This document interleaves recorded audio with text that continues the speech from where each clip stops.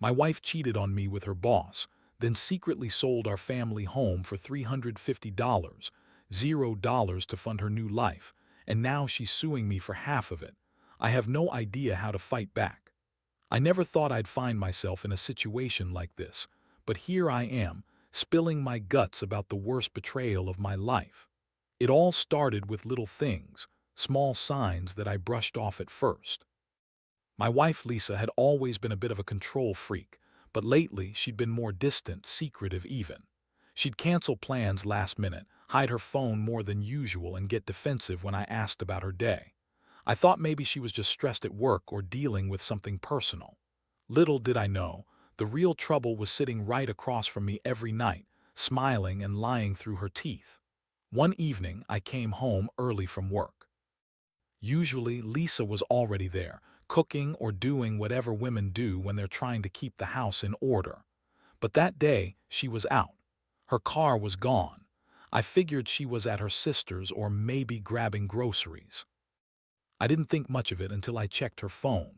I know that's invasive, but I was desperate for some clues. That's when I saw the messages. They weren't just casual texts. They were flirty, suggestive, and downright explicit. Her boss, Mark, was her latest target. There were photos, some of her in lingerie, some of them together at a hotel, and others where she was clearly trying to hide her face, but I knew it was her. The worst part. She had been seeing him for months, probably longer. She was planning secret meetups, sneaking around, lying about her whereabouts. I felt like I'd been hit by a truck. My stomach sank and my mind spun. How could she do this? How could she lie to my face every day and pretend everything was normal?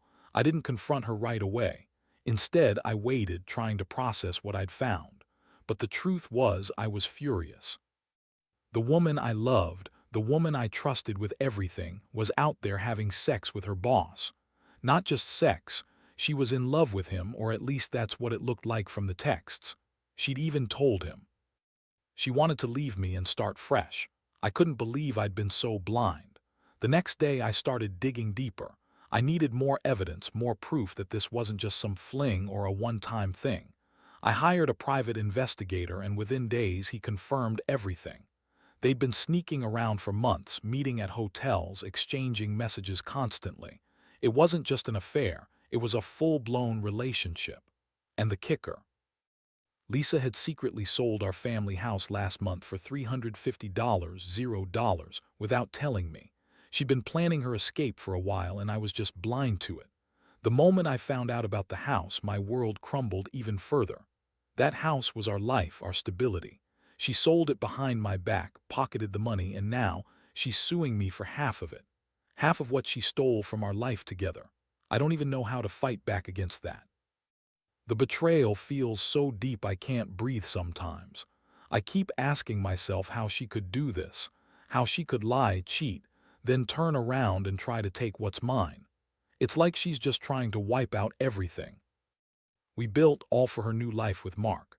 Honestly, I feel lost, angry, hurt, humiliated. I never thought I'd be the guy whose wife cheats on him and then steals his house. I thought we had a good life, 2 kids, a mortgage, a future. Now I'm left with nothing but questions and a huge mess to clean up. I want justice. I want her to pay for what she's done. But I also know I need to find a way to move on, even if that feels impossible right now. This story isn't over, but I can tell you this. Trust is shattered, and I don't think I'll ever look at her the same way again. After I found out about the house and her affair, everything inside me just exploded. I couldn't sleep, couldn't eat, and honestly, I didn't even want to be around her. The woman I married, the woman I trusted with my life, had been sleeping with her boss and secretly selling our home behind my back. It was like my entire world was crumbling, piece by piece. I kept replaying that moment I saw her messages, the way her lies had so effortlessly cut through my heart. That's when I realized I had to confront her, but I didn't want a calm, rational talk. I wanted answers, and I wanted to make her understand just how much she'd screwed up. One evening, I sat her down in the living room, trying to keep my voice even. She was acting like nothing was wrong, smiling, brushing her hair, acting like she didn't have a care in the world. I'd never seen her so dismissive, so dismissively confident that she could lie her way out of everything. I laid out the evidence I had, the texts, the hotel receipts, the fact that she'd sold our house. Her face didn't change. Instead, she looked at me with that bitchy smirk and started spinning her lies. "Oh, come on," she said, rolling her eyes. "You're overreacting. It's just sex with Mark. It doesn't mean anything. It's not like I love him or anything. We're just having fun, and honestly, I needed something different. You're so uptight all the time. Maybe you're just jealous because I look better than you now."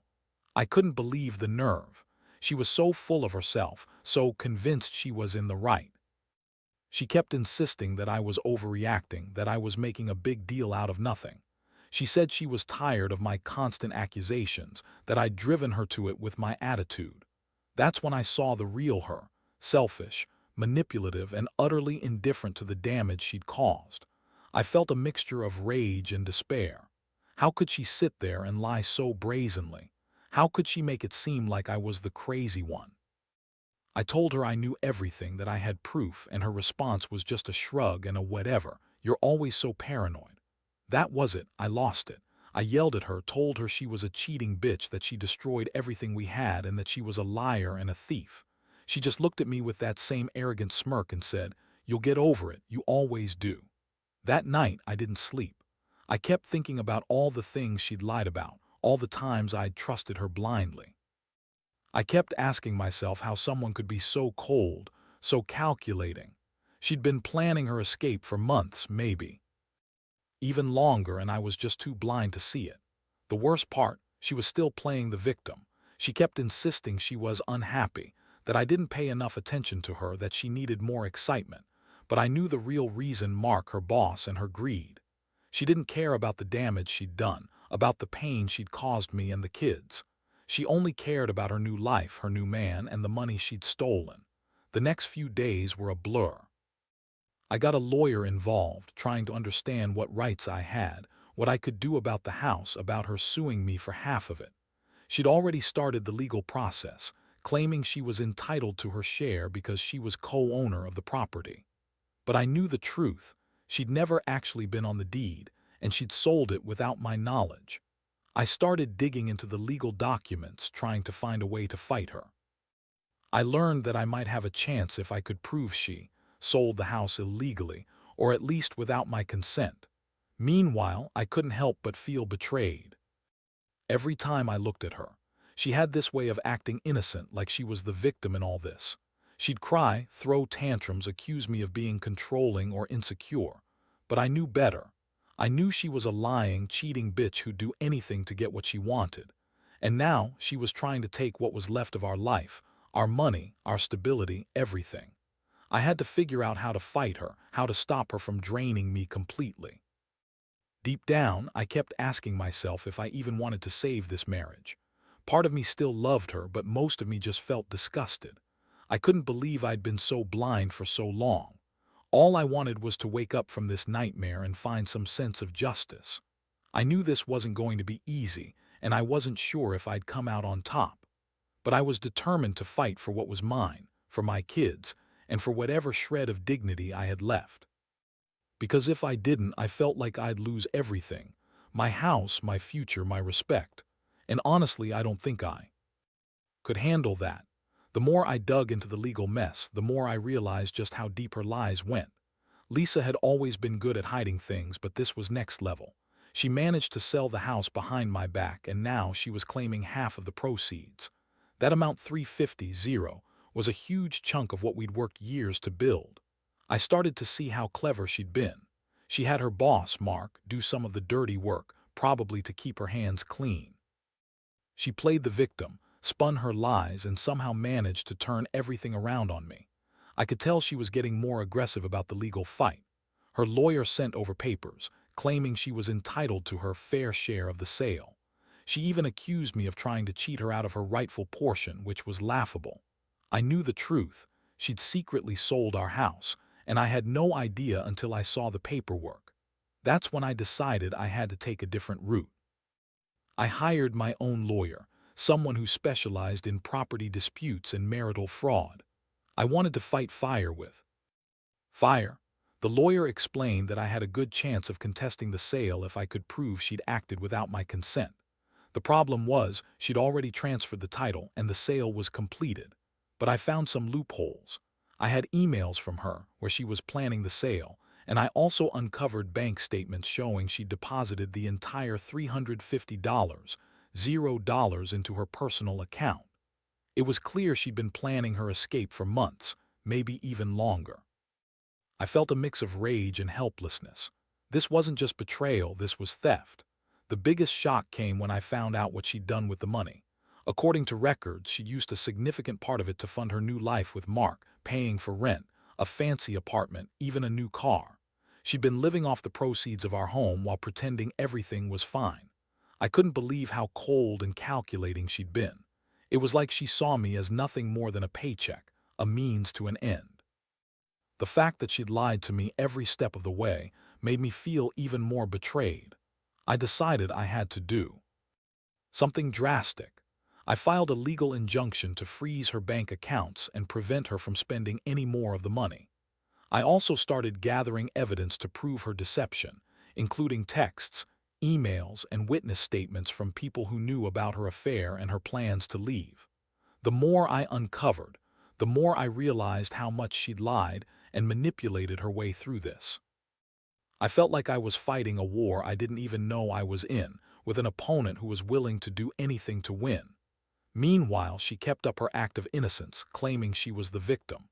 She'd cry, say she was doing this for her happiness, and accuse me of being controlling and paranoid. But I knew better. I saw through her lies.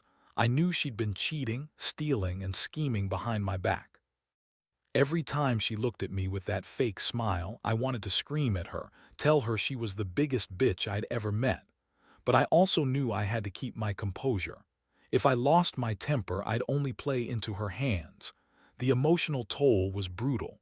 I'd spend nights awake trying to come to terms with what had happened. Part of me felt broken, like I'd lost my future, my trust, my sense of stability. I kept asking myself how I'd let it get this far, how I'd been so blind. I'd always thought marriage was about honesty, about being there for each other. But Lisa had shown me that sometimes the people you trust the most are the ones who can hurt you the deepest. I also started talking to friends and family, trying to get some perspective. Some said to fight for the house, for the money, for my rights. Others told me to cut my losses and walk away. Honestly, I was torn. A part of me still loved her, but another part just wanted to see her pay for what she'd done. The thought of her living comfortably with Mark, spending our money while I was left with nothing, made me sick. I was angry, not just at her betrayal, but at myself for trusting her so blindly. My plan was slowly taking shape. I knew I had a long fight ahead and I wasn't sure if I'd win, but I was determined. I wanted her to understand that you can't lie, cheat, and steal without consequences. And I was going to make sure she paid for every lie, every betrayal, and every dollar she'd taken from us. The worst part, I still had hope that somehow I'd come out of this stronger, that I'd rebuild my life, even if it meant starting from scratch. Because I knew one thing for sure, I'd never let her do this to me again. The legal battle was draining every ounce of strength I had.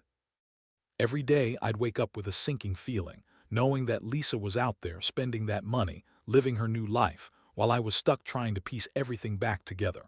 I couldn't believe how far she'd gone, selling our home, lying through her teeth, and now trying to take half of what she'd secretly stolen. It felt surreal, like I was in some twisted nightmare I couldn't wake up from. But I knew I had to keep fighting, no matter how hopeless it seemed. One morning, I got a call from my lawyer. She told me Lisa had filed a lawsuit claiming half of the house's value, even though she had no legal right to do so. That was just her way of trying to scare me into backing down. But I wasn't about to let her get away with it. I started gathering more evidence, texts, emails, witnesses, anything that could prove she'd acted illegally. I found a few friends who knew about her affair, and I had them testify that she'd been planning her escape for months, using the sale of our house as a way to fund her new life. That was the key. She'd betrayed me not just emotionally but financially, and I had to prove it. I also discovered she'd been funneling money through a series of shell companies and offshore accounts. That was a shock. She was clearly trying to hide what she'd stolen. I hired a forensic accountant to trace the money, and what we found was staggering.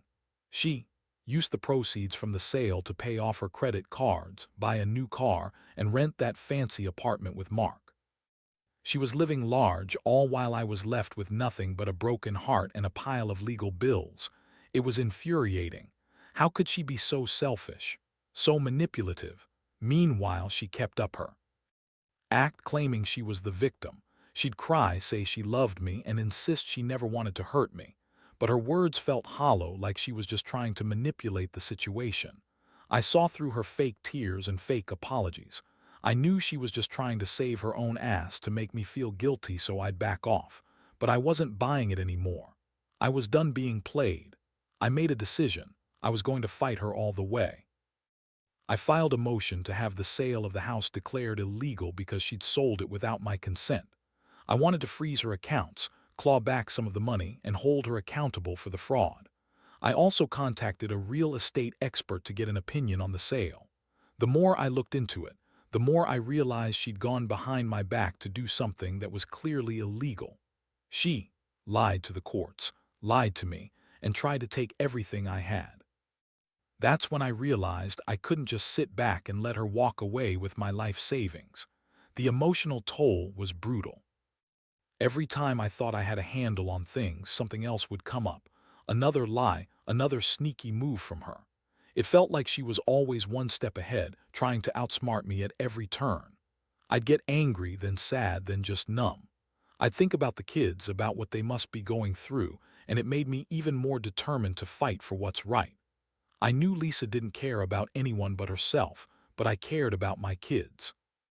I wanted to protect what little was left of our family. One day, I sat down and made a plan. I decided to confront her directly, even if it meant risking everything. I knew she'd lie, spin stories, and try to manipulate me again. But I couldn't keep letting her control the narrative. I told her I was onto her, that I had all the evidence, and that I wasn't going to let her get away with stealing our house. I told her I'd fight her all the way, that she'd have to face the consequences of her actions. She just smirked and said I was desperate and jealous. That only fueled my fire. I realized I had to be smarter, more strategic if I wanted to win this. Now I'm just waiting for the court date. Every day feels like a hope, despair, anger, and a strange sense of resolve. I don't know how this will end, but I do know one thing. I won't go down without a fight. She may have taken my house, stolen my money, and lied to my face, but I still have my dignity. And I'll do whatever it takes to get what's rightfully mine, justice for what she's done, and maybe, someday, a way to start healing from all this. Because right now, I'm just trying to survive this mess she created. The court date finally arrived after months of legal battles, and I can honestly say I've never felt so exhausted, so drained in my entire life. All the sleepless nights, endless paperwork, and emotional had led to this moment. I sat there in the courtroom, feeling like I was on trial myself, knowing that Lisa was sitting across from me, smirking as if this was all just a game to her. She looked confident, like she already knew she was going to come out on top, but I had my lawyer, my evidence, and a burning desire to see her pay for what she'd done. The hearing started with her lawyer trying to argue that she was entitled to half of the house's value because she'd contributed equally to the marriage, despite the fact she'd sold it without my knowledge. They threw around legal jargon, trying to justify her actions, but my lawyer was sharp. She presented every piece of evidence: the emails where Lisa discussed the sale, the bank statements showing the deposits, the offshore account records, and most importantly, the testimonies from witnesses who knew about her affair and her plans to leave. I felt a flicker of hope as my lawyer laid out the facts, showing that Lisa had committed fraud and betrayed both the law and our marriage. Lisa's face was a mask of anger and disdain. She tried to spin her story, claiming she was justified because I was controlling and abusive, which was laughable. I knew her game. She always played the victim, trying to make everyone feel sorry for her. But her lies fell flat in court. The judge asked pointed questions, digging into her claims, and it was clear she was caught red-handed. She had no real defense left, just more manipulative words and tears that seemed so fake I could almost see through them. When the judge finally announced the verdict, I felt a rush of relief mixed with exhaustion. The court ruled that Lisa had indeed acted illegally in selling the house without my consent, and she was ordered to pay back the full amount of $350, $0. Plus, the judge awarded me full ownership of the house. It wasn't just about the money anymore, it was about justice. I had fought hard and I'd won. The look on Lisa's face was priceless, part anger, part shock, and part disbelief. She'd lost, and I knew she hated it, but the victory was bittersweet. Even as I felt relief, I knew this was just the beginning of the aftermath. Lisa was furious, and I could see her planning her next move. She started to threaten me with more lawsuits, claiming I'd somehow manipulated her or lied in court. She accused me of trying to ruin her life, even though I'd only been trying to protect what was rightfully mine. I knew she was a master manipulator, and her ego couldn't handle losing. It scared me a little. What would she do next? Meanwhile, I had to focus on rebuilding.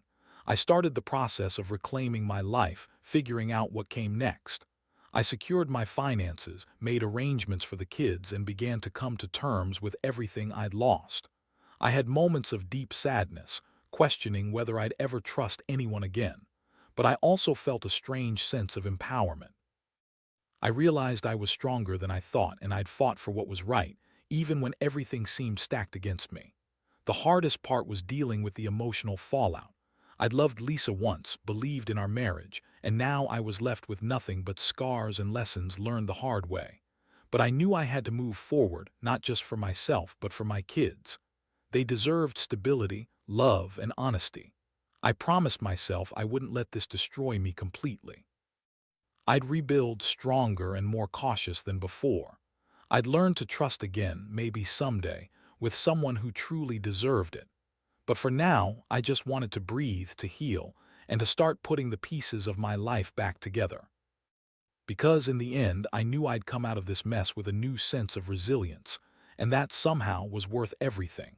In the aftermath of everything, I've had a lot of time to reflect on what this whole nightmare has taught me. It's strange. No one ever prepares you for the kind of betrayal I went through. You think marriage is about trust, about building a life together, but sometimes people you love can turn out to be the very ones who destroy it all. Lisa's actions shattered my world, but they also forced me to find a strength I didn't know I had. I realized that no matter how much someone hurts you, you have a choice. You can let it break you, or you can use it as a stepping stone to rebuild yourself. I've learned that being honest with yourself is the most important thing. I was blind for so long, trusting her, ignoring the signs, making excuses. But once I saw the truth, I couldn't pretend anymore. It was painful, so damn painful, to accept that the woman I loved had lied, cheated, and stolen from me. But I also found a kind of clarity. I now see how important it is to protect yourself, to stand up for what's right, even when it's hard. The legal fight was exhausting, but it was necessary. It was about more than just a house or money. It was about holding someone accountable for the damage they caused. Looking back, I realize I've come out of this stronger, not because I won the legal battle, but because I refused to give up on myself. I've started focusing on my kids, on my career, on rebuilding a sense of stability. I've learned to trust my instincts more and to listen to that little voice inside telling me what's right. I've also learned that sometimes love isn't enough. People can surprise you in the worst ways, and the only thing you can do is protect yourself and move on. To anyone reading this who might be going through something similar, I'll say this: don't ignore the signs. Don't let yourself be blinded by love or hope when someone shows you they're capable of betrayal. Stand up for yourself. Fight for what's right. And most importantly, don't be afraid to walk away if that's what you need. It's not weakness, it's self-respect. Because in the end, the only person who truly cares about your happiness and well-being is you. I won't pretend I've fully healed yet, and I probably never will completely. But I do know this: I am resilient. I am stronger than I ever thought possible. And someday I hope to find love again, someone who values honesty, loyalty, and respect. Until then, I'll keep rebuilding, one step at a time, because life is too short to waste on people who don't deserve your trust. And I've learned that lesson the hardest way possible.